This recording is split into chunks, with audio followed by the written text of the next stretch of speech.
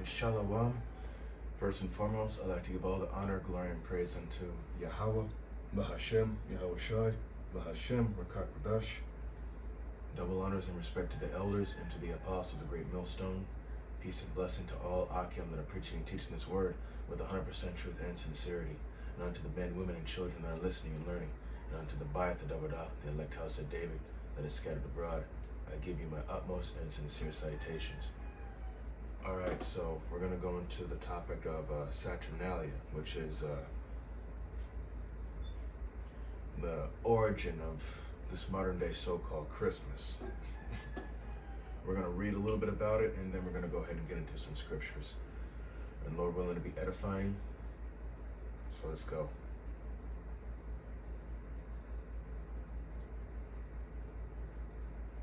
So Saturnalia, held in mid-December, is an ancient Roman pagan festival honoring the agricultural god Saturn. Because of when the holiday occurred near the winter solstice, Saturnalia celebrations are the source of many of the traditions we now associate with Christmas, such as wreaths, candles, feasting, and gift giving. And if you don't know what wreaths is, that's flowers, like circlet of flowers or roses or whatever. But and here it is right here. It says it was the most popular holiday on the ancient Roman calendar, derived from older farming-related rituals of midwinter and in the winter solstice, especially the practice of offering gifts or sacrifices to the gods during the winter sowing season. Salaka, give me a second.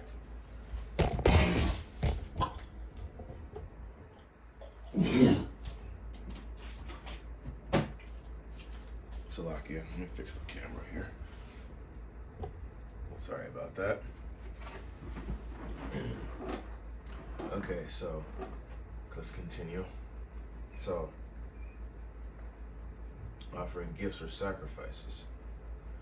The pagan celebration of Saturn, the Roman god of agriculture and time, began as a single day, but by the late Republic, in 133 to 131 BC, it had expanded to a week-long festival beginning December 17th. On the Julian calendar, which the Romans used at the time. The winter solstice fell on December 25th.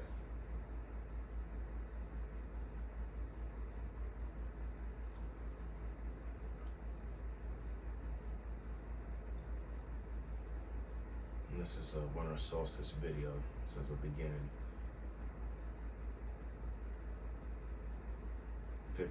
14 seconds. I hate these ads. They take forever here.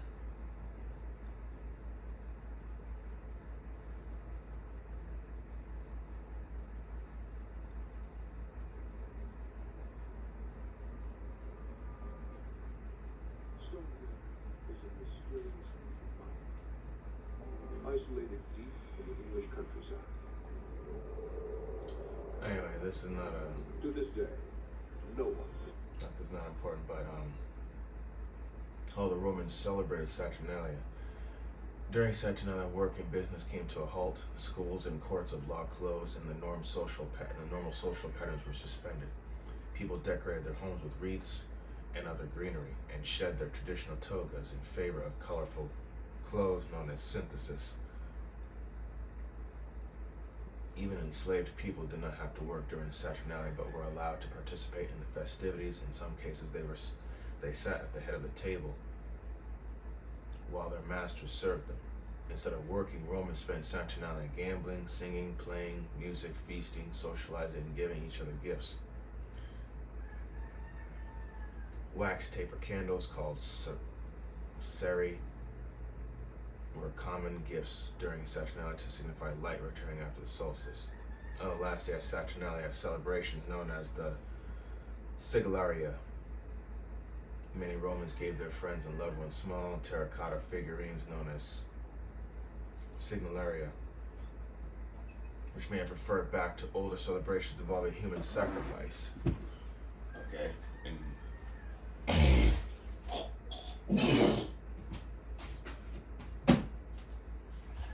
Excuse me. Human sacrifice. Saturnalia was by far the jolliest Roman holiday. The Roman poet Catullus famously described it as the best of times. So riotous were the festivities that the Roman author Pliny reportedly built a soundproof room so that he could work during the raucous celebrations. The Temple of Saturn and other Saturnalia customs. Constructed in the 4th century AD to replace an earlier temple, the Temple of Saturn in Rome served as the ceremonial center of later Saturnalia celebrations. On the first day of the festivities, a young pig would often be publicly sacrificed at the temple, which was located in the northwest corner of the Roman Forum. The cult statue of Saturn in the temple traditionally had woolen bonds tied around his feet. But during Saturnalia, these bonds were loosened to symbolize the god's liberation. In Roman households, a mock king was chosen, the Saturnalicius princeps, or leader of Saturnalia, sometimes also called the Lord of Misrule. Usually a lowlier member of the household, this figure was responsible for making mischief during the celebrations, insulting guests, wearing crazy clothing, chasing women and girls, etc. The idea that he ruled over chaos rather than the normal Roman order, the common holiday custom of hiding coins or other small objects in cakes, is one of many dating back to Saturnalia, as this was a method of choosing the mock king. And how it led to Christmas, thanks to Roman Empire's conquest in Britain and the rest of Europe from the 2nd century BC to the 4th century AD, and their suppression of older seasonal rites practiced by the Celts and other groups today. Western cultures derive many of their traditional celebrations of the midwinter from Saturnalia. The Christian holiday of Christmas especially owes many of its traditions to the ancient Roman festival, including the time of year Christmas is celebrated. The Bible does not give a date of so-called Jesus' birth. In fact, some theologians have concluded he was probably born in spring, as suggested by reference to shepherds and sheep in the nativity story, in which he was born in the springtime, and I'll get that scripture in a second. But by the 4th century AD, Western Christian churches settled on celebrating Christmas on December 25th, which allowed them to incorporate the holiday of Saturnalia and other popular pagan midwinter traditions. Is Christmas a pagan holiday? It says that pagans and Christians coexisted, though not always happily, during this period, and this likely represented an effort to convince the remaining pagan Romans to accept Christianity as Rome's official religion. Okay? Before the end of the 4th century, many of the traditions of Saturnalia, including gift giving gifts, singing, lighting candles, feasting, and merrymaking, had become absorbed by the traditions of Christmas, as many of us know them today. Alright, so that's in on that. Now, let's go here real quick. The history, the Nimrod tree. Nimrod, the Lord of Christmas. Okay. And if you look up the word Old Nick, it goes back to the word Satan, and Satan means adversary.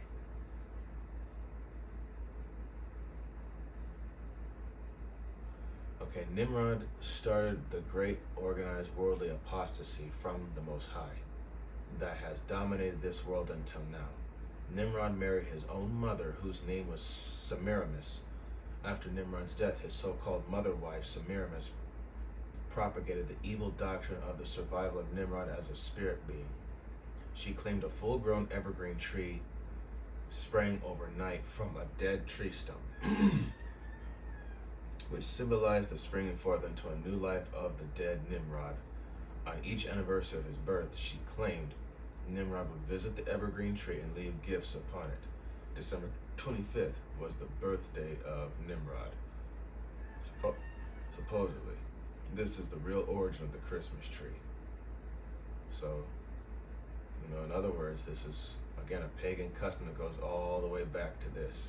Traditionally, a Yule log was burned in the fireplace on Christmas Eve, And during the night, as the log's embers died, there appeared in the room, as if by magic, a Christmas tree surrounded by gifts. The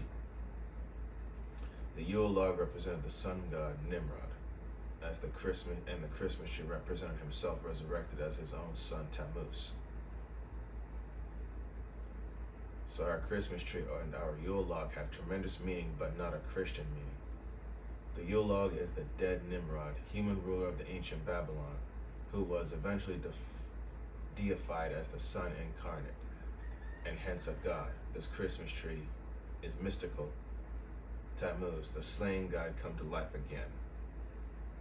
Now, the real origin of Christmas goes back to ancient Babylon. It is bound up in the organized apostasy with which Satan has gripped a deceived world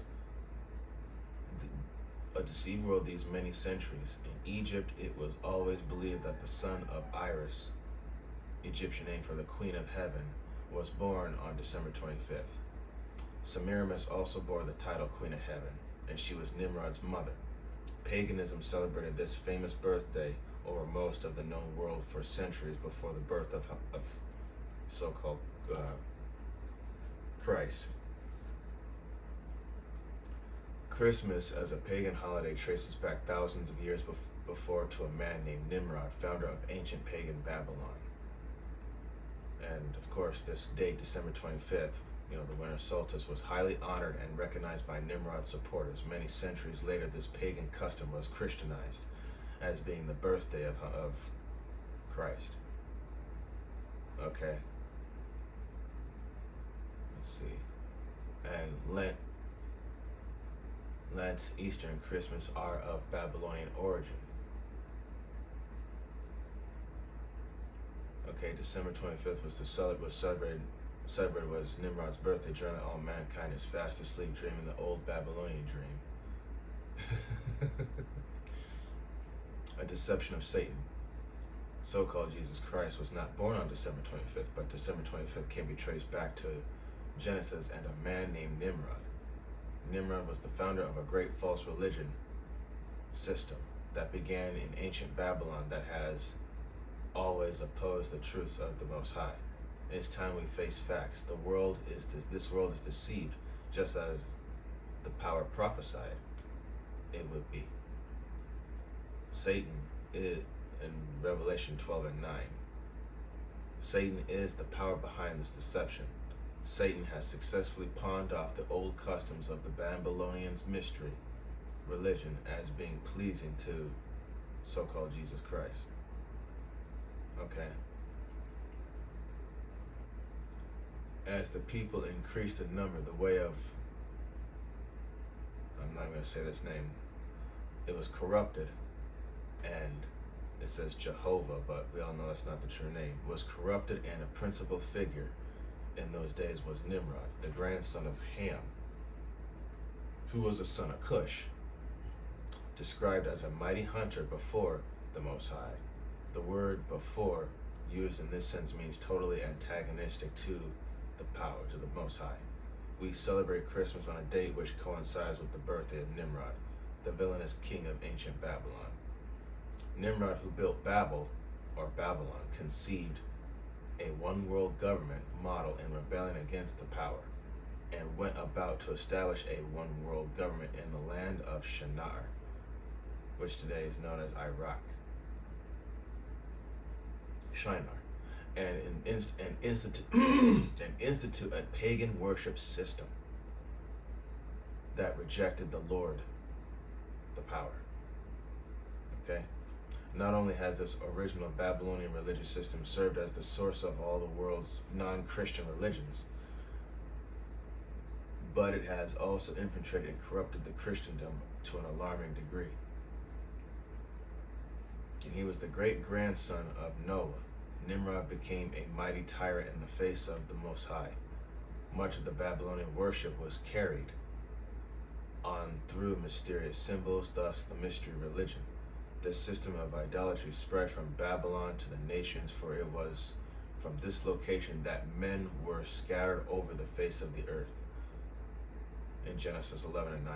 As they went from Babylon, they took their occult worship and its various mystery symbols with them. And Nimrod and his mother Semiramis were the models after which Satan fashioned all other false gods and goddesses. Thus, from Babylon emerged the entire complex of human religion. The various gods and goddesses of Rome, Greece, India, Egypt, and other nations can be identified with the corresponding gods from Babel. All right, so we're going to get the book, but to prove that the Lord was born in the springtime, let's get the book of Luke, the 2nd chapter. Luke chapter 2. Luke chapter 2.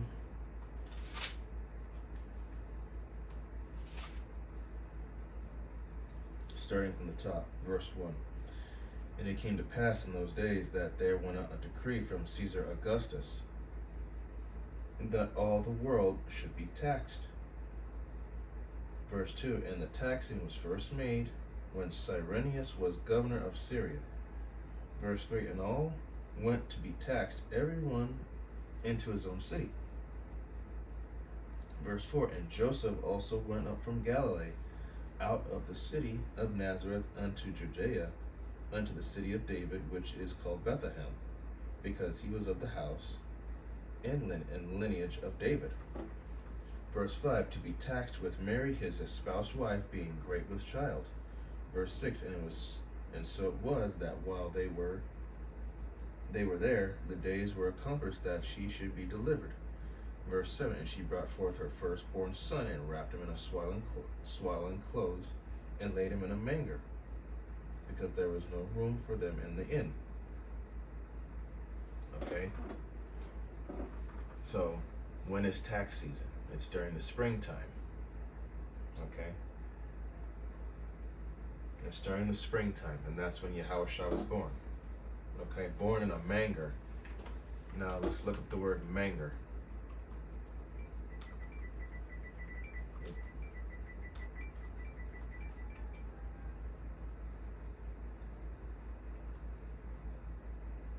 Manger. A box or a trough in a stable or cowshed from which horses and cattle eat food and other than hay. Okay, so let's see here. What else did it say about a manger? So basically a cattle stable or a cow shed.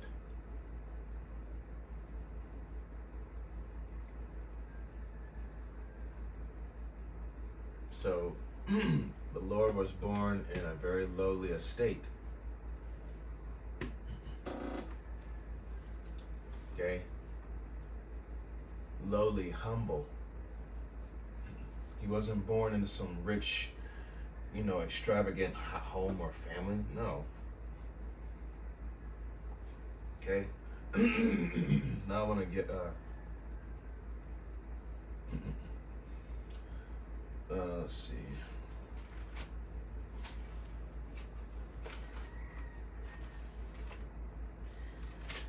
Okay, this is going to be, let's see here.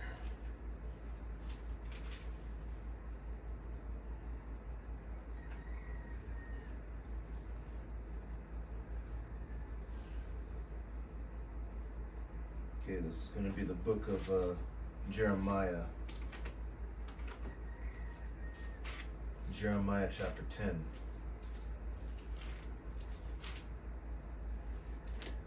Jeremiah chapter 10 and verse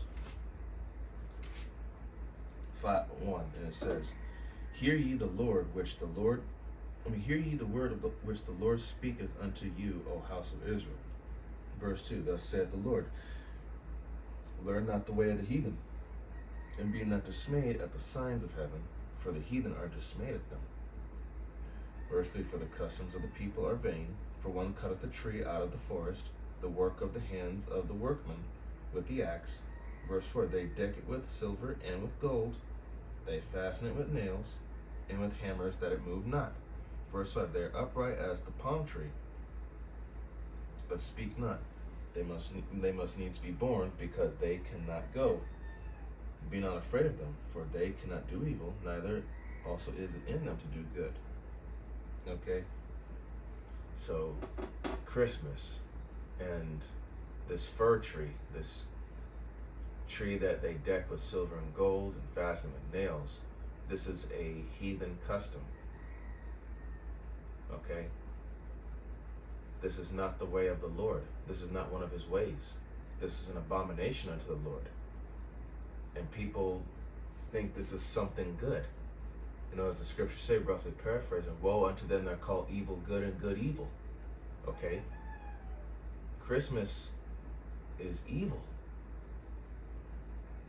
It's a pagan custom. It's of the ways of the heathen. Now, we're going to get the book of Colossians.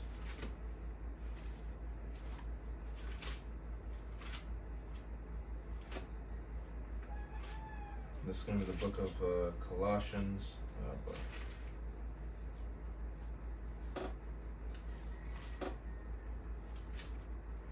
Colossians chapter 2, verse 8.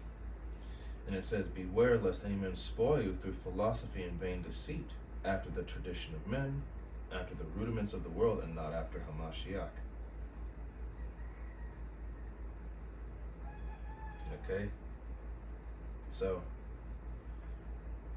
philosophy, vain deceit, tradition of men, the ways of the world. Okay? These are not the ways of the Lord, man. Okay, this is that worldly philosophy, and that's following after the ways of the heathen. And 2/3 of our own people to this day still follow after the ways of the heathen. Even though we tell them not to do it, they still do it, and they try to justify it through their own means. Okay, they try to do whatever they can to reject the truth of Yahweh Ba'Shem Yahweh Shai. Okay? Now we're going to get Leviticus.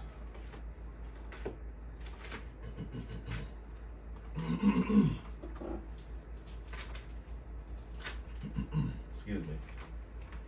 This is Leviticus chapter 18.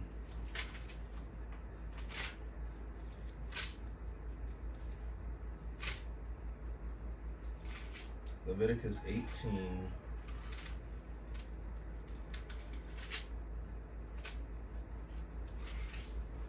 Leviticus 18 and 24. It says, defile not you yourselves in any of these things, for in all these the nations are defiled, which I cast out before you. Verse 5, and the land is defiled, therefore I do visit the iniquity thereof upon it, and the land itself vomiteth out her inhabitants. Verse 26, ye shall therefore keep my statutes and my judgments, and shall not commit any of these abominations, neither any of your own nation, nor any stranger that sojourneth among you. 27, for all these abominations have the men of the land done, and were before you, and the land is defiled. 28, that the land spew not you out also, which ye defile, when ye defile it, and it spewed out the nations that were before you.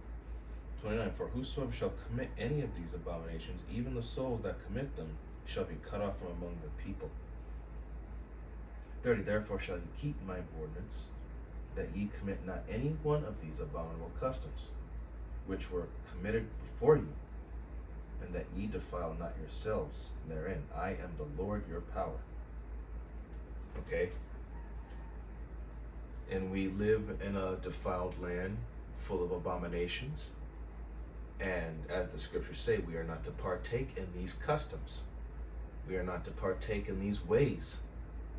We are not to follow them. We are not to do them. We are supposed to reject them and keep the laws, statutes, and commandments that the Lord told us to do. and to keep. Okay? John, I think it's the book of John, the 14th chapter. John 14 and John 14 and 5. No. Oh gosh. There we go. John 14 and 15. John chapter 14, verse 15, and it says, and this is self-explanatory, plain and simple. If ye love me, keep my commandments. Okay? If ye love me, if you love Yahweh B'Shem Yahushai, keep his commandments. Okay? Obedience unto the Lord is love. Okay? Obey what the Lord says. That shows love. That shows that you care. That shows that you have respect unto him and fear, first and foremost. Okay? Now, get this one scripture. This is Revelation chapter 12. Revelation chapter 12 and verse 9. It says, and the great dragon was cast out, that old serpent called the devil and Satan, which deceiveth the whole world. He was cast out into the earth, and his angels were cast out with him. His angels talking about his followers. Okay? So, yeah.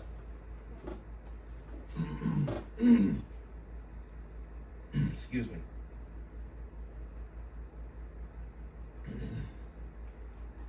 So, Satan cast it out. He deceiveth the whole world. Okay, and we all know who the devil is. It's Esau Edom, the so-called white man. Well, the entire white people in general. White man, white woman, white child. Okay? He was let loose for a little season from the Caucasus Mountains. And now look what he's done. He's pillaged the whole earth. Rape, rob, murder, enslave, indoctrinate with false ways. And he deceived the minds of the people. Okay? In this so-called Christmas or whatever, this pagan custom goes all the way back to Nimrod, who built the Tower of Babel.